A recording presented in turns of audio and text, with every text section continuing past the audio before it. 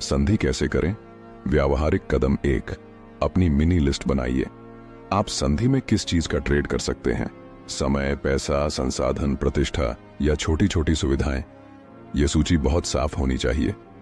2, विरुद्ध की ताकत और उद्देश्य समझिए।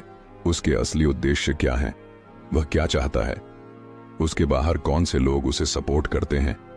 उसकी असली कमजोरी कहां है? 3, विकल्प तैयार रखिए, सिर्फ प्रस्ताव मत दीजिए। 2-3 विकल्प रखिए। पहले विकल्प में कम से कम आपकी प्राथमिक मांगें पूरी हों, दूसरे में कुछ मीडियम और तीसरे में आप थोड़ा झुकने को तैयार हों। 4, शर्तों को लिखिए। मुंह से अनुबंध पर भरोसा मत कीजिए। जिसे भी दे रहे हैं शर्तें लिखवाइए, प्रमाण रखवाइए और भविष्य की गारंटी के रास्ते बनाइए। 5, नाक में दम करने वाले कॉर्नर क्लॉज जोड़िए, जैसे कि यदि सामने वाला धोखा करता है तो आप तुरंत आर्थिक दंड कानूनी कार्रवाई कर सकें। ये क्लॉज आपकी रक्षा का कवच है। 6, समय सीमाएं निर्धारित कीजिए। हर संधि में टाइमलाइन होनी चाहिए, कब क्या पूरा होगा, ताकि दूसरा पक्ष समय में ढीला न पड़े। संधि के व्यवहारिक उदाहरण आज की जिंदगी में। व्यापार में बड़ी कंपनी से पार्टनरशिप। आपकी छोटी कंपनी को अल्पकालिक लाभ चाहिए और बड़ी कंपनी मार्केट एक्सेस चाहती है। संधि में आप कुछ इक्विटी देकर मार्केट एक्सेस पाते हैं, पर क्लॉज डालते हैं कि 6 महीने में टारगेट पूरा न हुआ तो शर्तें पुनःचित हो जाएं। पारिवारिक मामला। यदि किसी संपत्ति विवाद की वजह से रिश्ते टूटने का खतरा है, तब विभाजन में ऐसा समझौता करिए जिससे आपको तत्काल शांति और समय सीमा के भीतर वास्तविक वैकल्पिक साधन मिल सकें। संधि कब अस्वीकार करें? अगर सामने वाला धोखेबाज हो और आपके रिसोर्सेज उसकी चालों से धीरे धीरे नष्ट हो जाएंगे, तो संधि अस्वीकार्य है। संधि तब भी बंद करें जब आपके दीर्घकालिक हित संधि से हानि में पड़े। याद रखिए, संधि बुद्धिमानी है, न कि आत्मसमर्पण। संधि नीति के साथ छोटी छोटी चालें, एक प्रैक्टिकल चेकलिस्ट। प्रत्येक प्रस्ताव पर विनिमय मूल्य, what do I get versus what I give, लिखें। थर्ड पार्टी गारंटी जोड़ें, किसी तटस्थ व्यक्ति या संस्था को शामिल करें। समझौते के बाद तुरंत छोटे छोटे मोड़ रखें। जब दूसरा पक्ष पहली शर्त पूरी करे तब अगली दें। एक बार में सब कुछ दे देने से बचें। अपने संगठनों, टीम के अंदर संधि ऑथोरिटी रखें। कौन किस स्तर की डील कर सकता है, साफ रूल होना चाहिए। संक्षेप और चेतावनी। संधि पर अंतिम विचार। संधि पहली और शायद सबसे बुद्धिमत्ता वाली चाल है, क्योंकि इससे आप संघर्ष में ऊर्जा बचाते हैं और परिस्थितियों को नियंत्रित करते हैं। मगर संधि करते समय चाणक्य हमेशा सतर्क रहने को कहते हैं, क्योंकि कई बार सामने वाला शांति का वेश धरकर आपके संसाधनों को चूस लेता है। इसीलिए संधि हो तो पूरी तरह से शर्तों और सुरक्षा के साथ हो। अगला अध्याय में हम विग्रह, फूट डालो और राज करो पर गहराई से उतरेंगे। कैसे 2 या 2 से अधिक प्रतिद्वंद्वियों के संघ को तोड़ा जाए, कौन से नैतिक सीमाएं पार न करें और किस तरह से विग्रह की रणनीति आधुनिक व्यापार, राजनीति और व्यक्तिगत जीवन में लागू होती है। लेकिन अभी के लिए संधि को समझकर अपनी पहली जीत सुनिश्चित कीजिए। दूसरी अध्याय, विग्रह, अकेले की ताकत से भी बड़े गठबंधनों को कैसे तोड़ा जाए। चाणक्य कहते हैं, यदि शत्रु समूह में है तो समूह को अलग करो। यदि समूह अलग हो जाए तो जीत आसान है। विग्रह नीति का मूल यही है, जब विरोधी सामूहिक रूप से आप पर भारी हों तो सीधे टक्कर लेने की बजाय उनके अंदर फूट डालो, उनके आधार को काट दो और उनकी ताकत को भीतर से खोखला कर दो। विग्रह कोई काल्पनिक चाल नहीं, यह विज्ञान है। इंसानी संबंधों, भरोसे और लाभ हानि के समीकरण का क्रियात्मक इस्तेमाल। विग्रह का उद्देश्य केवल नुकसान पहुंचाना नहीं है। इसका असली मकसद विपक्ष की सामूहिक क्षमता को तोड़कर अपने जोखिम को घटाना है। विवेक यह है कि विग्रह का उपयोग तब और तभी करें जब आप सीधे लड़ाई में हारने का खतरा हो या जब समूह का बाधक आपका पूरा भविष्य नष्ट कर सकता हो। नीचे हम 5 रणनीतियों, विस्तृत उदाहरण और व्यवहारिक चेकलिस्ट देंगे। विग्रह की 5 ठोस रणनीतियां। रणनीति 1, स्रोत, बदलते हित। खोजो और उसे भेद दो। हर गठजोड़ के पीछे कुछ सामान्य हित होते हैं, धन, सत्ता, व्यापार का लाभ, सामाजिक प्रतिष्ठा या व्यक्तिगत प्रतिशोध। विग्रह की पहली चाल यह है कि इन साझा हितों को पहचानो और धीरे धीरे उन हितों को विभाजित कर दो। कदम 1, गठजोड़ के अंदर कौन कौन से लोग किस कारण से जुड़े हैं उनकी सूची बनाओ। 2, हर सदस्य की प्राथमिक और द्वितीयक इच्छाएं पहचानो, इकोनॉमिक, सोशल, भावनात्मक। 3, उन इच्छाओं के अनुरूप वैकल्पिक ऑफर बनाओ, उस सदस्य को वह विकल्प दो जो उसके वर्तमान गठजोड़ से अधिक लाभ दे। 4, ऑफर देने में बहुस्तरीय पावर यूज करो, आर्थिक, सुरक्षा या भावनात्मक लाभ दिखाओ। उदाहरण, व्यापारिक गठजोड़ में एक साझेदार को अलग ऑफर देकर उसकी प्राथमिक आर्थिक जरूरत पूरी कर दो, तुरंत वह गठजोड़ कमजोर होने लगता है। रणनीति 2, भरोसे का अस्थायी तोड़, डिसइन्फॉर्म और सच का मिश्रण। यह चाल संवेदनशील और खतरनाक है, इसलिए बहुत सावधानी से। यहां लक्ष्य यह है कि गठजोड़ के अंदर विश्वास घटे। पूर्ण झूठ नहीं, पर तथ्यों के सटीक टुकड़े इस तरह प्रस्तुत करो कि लोग एक दूसरे पर शक करने लगें। कदम 1, छोटी, सुसंगत और परतदार जानकारियां फैलाओ जो सत्य के एक छोटे हिस्से पर आधारित हों। 2, जानकारी को ऐसे समय पर डालो जब वह सबसे ज्यादा असर छोड़े, मुख्य मीटिंग, निर्णय के पहले। 3, सुनिश्चित करो कि स्रोत वैध सा लगे, अनाम सूत्र, बीच के व्यक्ति या तीसरा पक्ष। 4, फिर बाहर से एक सुलह या संदेह समाधान का प्रस्ताव रखो जो तुम्हारे लाभ में हो। नोट, यह रणनीति नैतिक और कानूनी जोखिम लेकर आती है, इसलिए अंतिम विकल्प के रूप में इस्तेमाल करिए और अपने अपराध प्रवण व्यवहार का जोखिम आंकिए। रणनीति 3, लाभ का पुनर्वितरण, रेवेन्यू रिसोर्स रीएलोकेशन। यदि गठजोड़ का ध्रुव यही है कि सभी मिलकर कुछ साझा संसाधन प्राप्त कर रहे हैं, तो उस संसाधन को पुनः बांटकर रिश्तों को बदल दिया जा सकता है। छोटे छोटे हिस्से देकर मुख्य सदस्य की महत्ता घटाओ। कदम 1, साझा संसाधन की सूची बनाओ, कौन कितना पाता है और क्यों। 2, छोटे छोटे हिस्से बनाकर नए लाभार्थियों को जोड़ो, जिनके जोड़ने से मौजूदा नेताओं की शक्ति विभाजित हो। 3, लाभार्थियों को यह सशक्त करो कि वे अब अलग पद्धति से चले, इससे पुराने गठजोड़ टूटने लगते हैं। उदाहरण, राजनीति या व्यापार में नए साझेदारों को छोटे छोटे कॉन्ट्रैक्ट दे दो, पुराने नेताओं की पकड़ कमजोर हो जाएगी।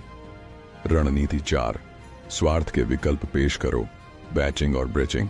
यह रणनीति सीधे आपको और मुझे के बीच में नई पसंदीदा बनाती है।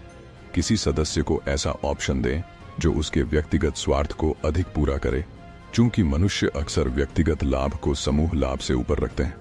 कदम 1, समूह के प्रत्येक सदस्य की व्यक्तिगत रणनीति जानो। 2, उस सदस्य के लिए अल्टरनेट पाथ बनाकर पेश करो, नौकरी, व्यापार मौका या वैवाहिक पारिवारिक लाभ भी हो सकता है। 3, ऑफर में तात्कालिक लाभ और सुरक्षा दोनों दिखाओ ताकि वह तत्काल निर्णय करे। उदाहरण, कार्यस्थल में किसी सीनियर को प्रमोशन या ब्रांच हेडशिप का ऑफर देकर टीम के समन्वय को तोड़ा जा सकता है। रणनीति 5, ओपन आक्रामक, नुकसान प्रतिस्थापित। जब जीत सुनिश्चित हो, यह सबसे खतरनाक और अंतिम विकल्प है। जब आप सुनिश्चित हो कि जीत आपकी होगी, तब सघन आक्रामक हमला करो ताकि विपक्ष की रिकंस्ट्रक्शन असंभव हो। यह तब उपयोगी है जब पहले 4 रणनीतियां फेल हो चुकी हों और समय बचाने के लिए निर्णायक कदम चाहिए। कदम 1, पूरी तैयारी के साथ हमला लॉन्च करो। सूचना, संसाधन और नैतिक आयाम का ध्यान रखो। 2, सुनिश्चित करो कि तुम्हारी जीत के बाद कानूनी सामाजिक रिबाउंड कंट्रोल में हो। 3, कभी भी अनियंत्रित युद्ध में प्रवेश मत करो। यह तभी करें जब नुकसान का अनुपात आपके पक्ष में हो। उदाहरण, कोर्ट में निर्णायक केस जीतकर प्रतिद्वंद्वी के आर्थिक आधार को नीचे गिराना और तब पुनः उसकी क्षमताओं को दोबारा उठने से रोकना। विग्रह के 10 व्यवहारिक उदाहरण आधुनिक संदर्भ में। 1, व्यावसायिक पार्टनरशिप, मुख्य पार्टनर को अलग ऑफर देकर बाकी टीम को बांट देना। 2, राजनीति, किसी दल के अंदर छोटे छोटे वर्कर को लाभ देकर बड़े नेता की पकड़ ढीली करना। 3, कुटुंब विवाद, संपत्ति वितरण के छोटे छोटे हिस्से देकर बड़े गठजोड़ को कमजोर करना। 4, कॉर्पोरेट लैडर, वरिष्ठ के भरोसेमंद लोगों को अलग कर उनका प्रतिस्थापन करना। 5. ऑनलाइन कम्युनिटी, कुछ सक्रिय मेंबर्स को मॉडरेशन अधिकार देकर नेतृत्व शैली बदलना। 6. स्टार्टअप फंडिंग, निवेशकों के बीच अलग थलग ऑफर देकर पुराने रिलेशनशिप तोड़ना। 7. इंडस्ट्री अलायंस, प्रतिस्पर्धी को आकर्षित करने के लिए सस्ते अधिक सुविधाजनक टर्म देना। 8. कानूनी चालें, छोटे छोटे केस कराकर विरोधी की ऊर्जा बर्बाद कर देना। 9. नियोक्ता कर्मचारी संबंध, हाई परफॉर्मर्स को बेहतर पैकेज देकर टीम को विभाजित करना। 10. पब्लिक ओपिनियन, मीडिया या सोशल मीडिया से कथित तथ्य पेश कर गठजोड़ के भीतर संशय पैदा करना। विग्रह के लिए 3 प्रैक्टिकल चेकलिस्ट्स। चेकलिस्ट ए, पहले कदम, इंटेलिजेंस। क्या आपने सभी सदस्यों की प्राथमिक इच्छाएं लिखी हैं? हाँ नहीं। क्या गठजोड़ के समर्थन के स्रोत, पैसा, प्रभाव, सुरक्षा की सूची बनाई है? क्या आपके पास वैकल्पिक ऑफर रिसोर्स हैं? चेकलिस्ट बी, कार्रवाई योजना। कौन सा कदम पहले, कौन सा बाद में? स्टेप बाय स्टेप, क्या कानूनी नैतिक जोखिम आकलित किए गए? क्या आपकी सुरक्षा रिस्पॉन्स टीम तैयार है कथित बदले के लिए? चेकलिस्ट सी, मॉनिटरिंग व रिवर्स। क्या 1 सप्ताह, 1 महीना, 3 महीने के माइलस्टोन तय किए हैं? क्या विग्रह से जुड़े संकेतक, टूटता, शक, ऑफर, स्वीकार, ठुकराना?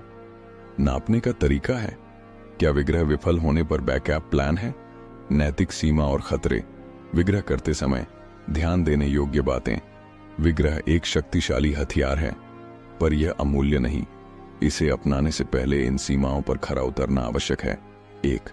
कानूनी सीमा, किसी भी तरह की गलत सूचना फैलाना, धोखेबाजी या अपराध करने वाली योजनाएं अवैध हैं। इससे आप और अधिक बुरी स्थिति में फंस सकते हैं। 2.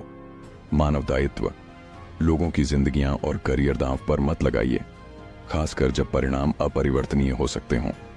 3. सामाजिक रिएक्शन, यदि विग्रह फैलता है तो आपकी विश्वसनीयता भी घट सकती है। आपका अगला गठजोड़ भी सावधानी से जुड़ेगा। 4. क्लीन विटनेस, सुनिश्चित करो कि आपके पास विग्रह लागू करने के वैध व नैतिक आधार हों, ताकि आगे भविष्य में आपको न्यायिक सामाजिक आलोचना का सामना न करना पड़े। याद रखिए, चाणक्य की नीति कठोर है, पर वह सेफ गार्ड भी बताता है। अक्लमंदी यही है कि जब विकल्प हो तो पहले शांत विकल्प अपनाओ।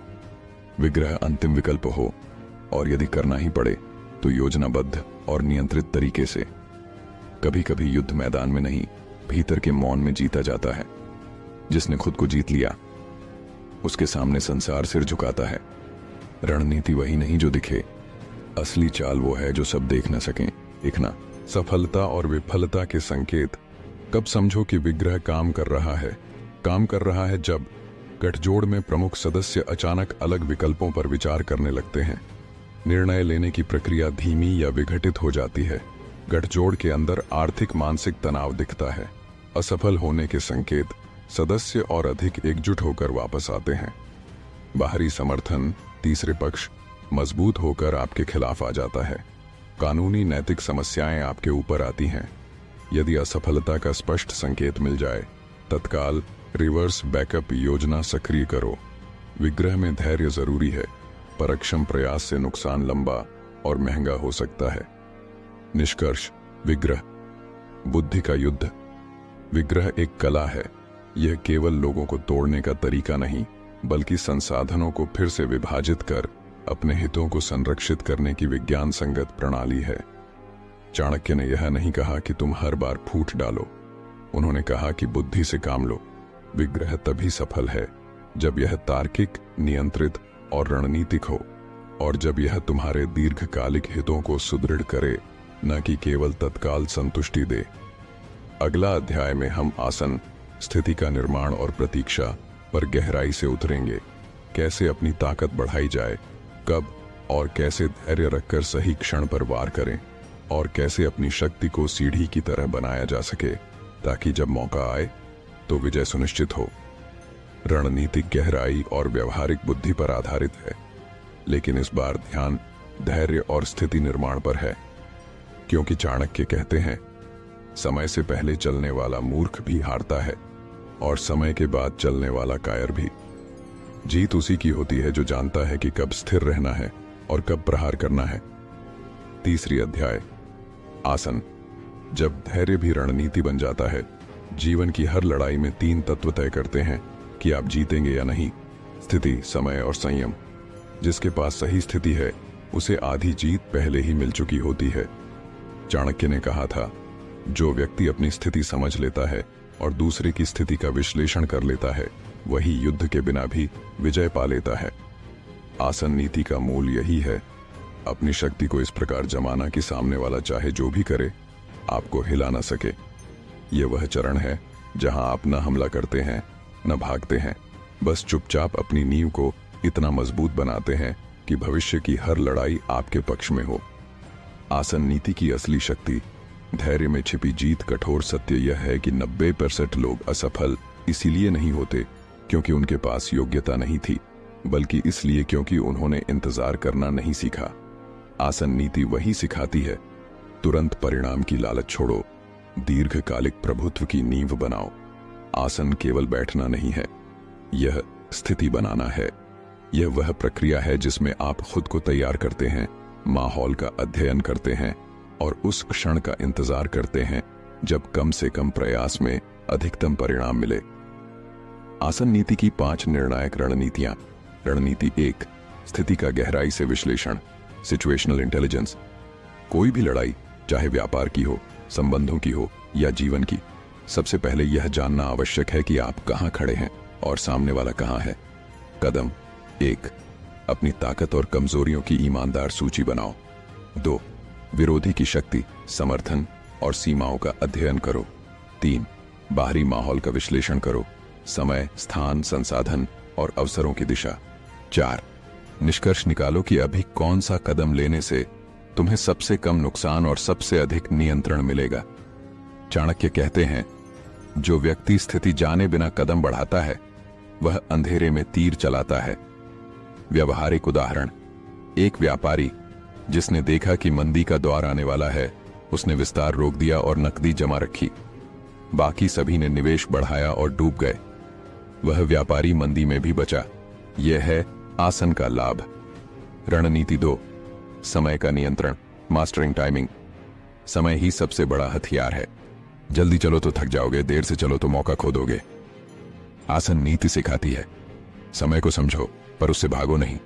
कदम 1, हर योजना को 3 चरणों में बांटो: प्रतीक्षा, क्रिया और पुनर्संतुलन। 2, प्रतीक्षा में सिर्फ इंतजार नहीं बल्कि तैयारी करो।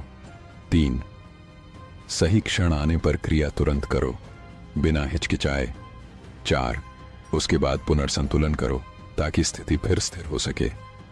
उदाहरण, स्टार्टअप फाउंडर जिसने देखा कि मार्केट अभी तैयार नहीं है, उसने 2 साल तक सिर्फ रिसर्च की। तीसरे साल जब समय सही आया, लॉन्च किया और उसने प्रतिस्पर्धियों को पीछे छोड़ दिया। रणनीति 3, अपने क्षेत्र को मजबूत करना, फोर्टिफाइंग योर जोन। चाणक्य कहते हैं, यदि तुम बाहर से कमजोर हो तो अपनी सीमाओं को मजबूत करो और यदि अंदर से मजबूत हो तो सीमाओं को फैलाओ। आसन नीति का तीसरा स्तंभ है अपने क्षेत्र, अपने दायरे और अपने संसाधनों को इतना सुरक्षित करना कि कोई अंदर घुस न सके। कदम 1, अपनी टीम, वित्त, रिश्ते और ज्ञान का सुदृढ़ नेटवर्क बनाओ। 2, बाहरी निर्भरता कम करो, आत्मनिर्भर बनो। 3, अस्थायी शांति के समय अपनी ताकत बढ़ाने में लगो। 4, हर सप्ताह अपनी स्थिति की समीक्षा करो, क्या तुम कल से मजबूत हुए या कमजोर। उदाहरण, जब बाकी लोग मार्केट में एक दूसरे को गिराने में लगे थे, एक व्यक्ति अपनी स्किल्स बढ़ा रहा था। 3 साल बाद जब सब थक चुके थे, वही व्यक्ति सबसे ऊंचे स्थान पर था। रणनीति 4, भ्रम का निर्माण, the art of invisible preparation. आसन नीति का यह सबसे गुप्त हिस्सा है। तुम्हारी तैयारी दिखनी नहीं चाहिए। जो अपनी तैयारी दिखाता है वह विरोधी को सावधान कर देता है। जो चुप रहता है वह विरोधी को धोखे में रखता है। कदम 1, अपनी गतिविधियों को सामान्य दिखाओ पर भीतर रणनीति चलती रहनी चाहिए।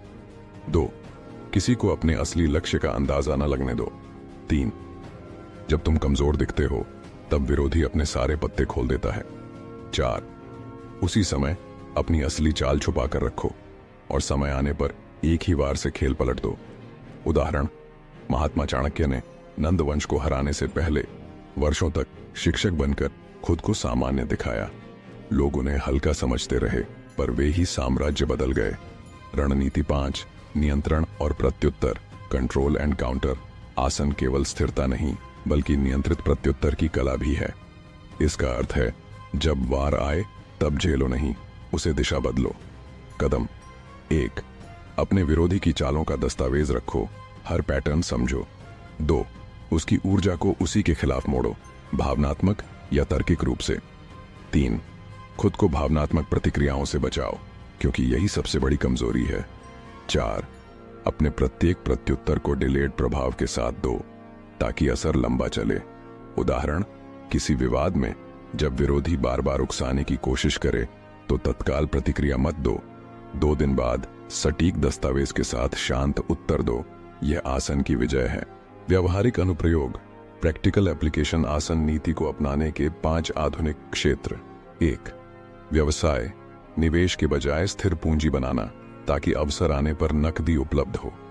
2, करियर, नौकरी बदलने की जल्दबाजी छोड़कर कौशल निर्माण में निवेश करना। 3, रिश्ते, झगड़े की बजाय दूरी बनाकर भावनाओं को स्थिर करना। 4, सोशल लाइफ, दिखावे की बजाय चुपचाप प्रगति करना।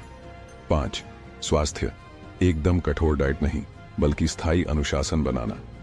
आसन नीति के 3 प्रमुख चेकलिस्ट्स। चेकलिस्ट ए, स्थिति की समीक्षा।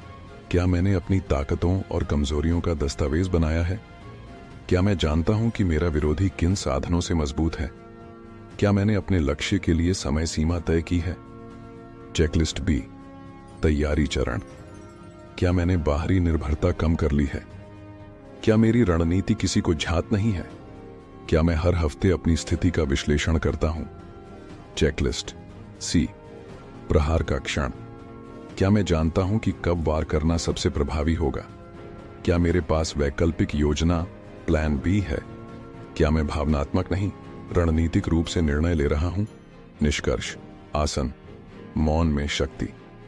आसन नीति हमें सिखाती है कि कभी कभी कुछ न करना ही सबसे बड़ी रणनीति होती है। जो स्थिर है वही टिकता है, जो टिकता है वही आगे बढ़ता है। चाणक्य ने कहा था, जो समय का इंतजार करता है वह समय को अपना दास बना लेता है।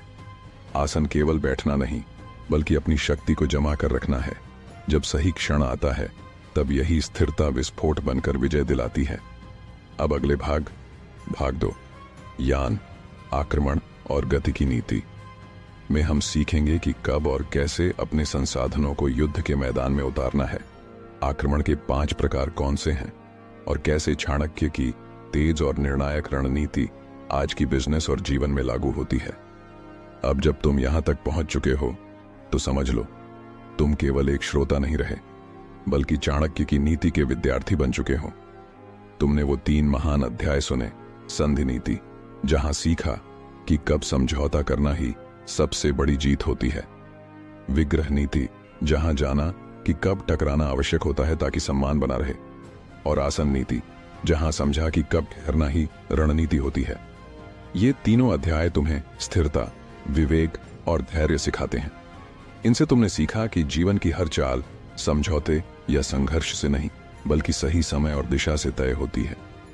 लेकिन याद रखना, यह तो बस शुरुआत है। अभी नीतियों का दूसरा आयाम बाकी है, जहां हम सीखेंगे कि कैसे कदम बढ़ाना है, कैसे वापसी भी जीत बन सकती है और अंत में कैसे विजय को अमर किया जाता है। आने वाले अध्यायों में तुम सुनोगे यान नीति, जो सिखाएगी प्रहार कब करना है और किस दिशा में करना है। नेति नीति, जो बताएगी कब लौटना भी जीत होती है। और अंत में विजय नीति, जो सिखाएगी कि जीत सिर्फ मैदान में नहीं, मन और आत्मा में कैसे स्थायी होती है। हर नीति, हर सूत्र तुम्हें उस मुकाम पर ले जाएगी जहां इंसान दूसरों से नहीं, खुद से जीतता है, और वही जीत अमर कहलाती है। तो तैयार रहो। अगले पाठ में जो आने वाला है वो सिर्फ नीति नहीं, एक ऐसी दृष्टि है जो तुम्हारा सोचने का तरीका ही बदल देगी। अगर तुमने यहां तक महसूस किया है कि तुम्हारे अंदर भी वह ज्वाला है जो हार नहीं मानती, तो इस वीडियो को लाइक करो, कमेंट में लिखो मैं तैयार हूं अगले पाठ के लिए, और इसे शेयर करो ताकि और लोग भी इस नीति युद्ध का हिस्सा बन सकें। हमारा परिवार, हमारा आंदोलन चाणक्य विवेक अब सिर्फ एक चैनल नहीं बल्कि एक विचार है जो हर समझदार को सम्राट बनाने निकला है। अब देखना यह है कितने लोग सुनने से आगे बढ़कर समझने की हिम्मत रखते हैं। कैसे चाणक्य सिखाते हैं कि युद्ध हमेशा बाहर नहीं, भीतर भी लड़ा जाता है। कैसे संयम ही सबसे बड़ा बल है और कैसे मौन कई बार सबसे खतरनाक उत्तर होता है। लेकिन यह तो सिर्फ शुरुआत थी, अभी तो असली खेल बाकी है। भाग 2 में आप जानेंगे जब सत्ता सिर पर चढ़ जाए तो उसे कैसे संभाला जाए, जब दुश्मन मुस्कुराकर धोखा दे तो उसे बिना लड़े कैसे हराया जाए, और जब सब साथ छोड़ दें तब खुद की शक्ति को कैसे जगाया जाए। चाणक्य की वे नीतियां जो राजनीति से नहीं, सीधे आपके जीवन के हर मोड़ पर काम आएंगी। याद रखो, चाणक्य ने कहा था, जो अपने ज्ञान को बांटता है वही सच्चा विजेता बनता है। अगर इस वीडियो ने तुम्हारे भीतर उस विजेता की चिंगारी जलाई है तो उसे बुझने मत देना, क्योंकि यही शुरुआत है तुम्हारे भीतर के रणनीतिक योद्धा की। इस वीडियो को लाइक करो ताकि तुम्हारा संकल्प दुनिया के सामने दिखे। इसे शेयर करो ताकि यह नीति किसी और के जीवन का भी दीपक बने, और कमेंट में लिखो मुझे चाहिए भाग 2, क्योंकि अगला भाग तुम्हारे सोच की सीमाओं को तोड़ने वाला है। हमारे चैनल चाणक्य विवेक को सब्सक्राइब करो, क्योंकि यहां सिर्फ ज्ञान नहीं, यहां वो बुद्धि दी जाती है जिससे राजाओं की सोच जन्म लेती है। ये वही जगह है जहां नीति, निष्ठा और निडरता तीनों एक साथ चलते हैं। याद रखो, जो अपने मन पर विजय पा लेता है उससे बड़ा सम्राट इस संसार में कोई नहीं। मिलते हैं भाग 2 में, जहां चाणक्य की नीति तुम्हारे जीवन की दिशा बदल देगी। धैर्य रखना कमजोरी नहीं, यह वो तलवार है जो समय के साथ तेज होती जाती है। जो अपनी भावनाओं पर नियंत्रण रखता है वही दूसरों की किस्मत लिखता है। याद रखना, जीत हमेशा सबसे तेज नहीं मिलती, बल्कि सबसे संयमी को मिलती है।